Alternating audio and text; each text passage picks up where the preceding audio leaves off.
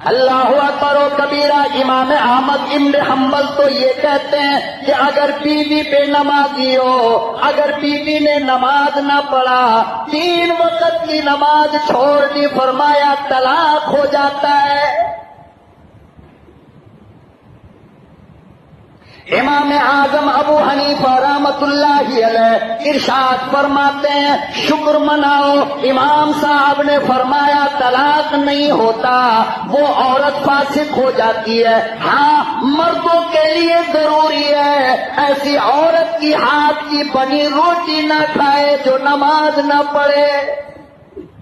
ایسی بیوی کا بستر الگ کر دو جو نمازیں پڑھ کر نہ سوتی ہو، ایسی بیوی سے بات مت کر دو جس نے نماز چھوڑا، ایسی بیوی کے ہاتھ کی روٹی نہ کھاؤ جس نے نماز پڑھے بغیر بنائی۔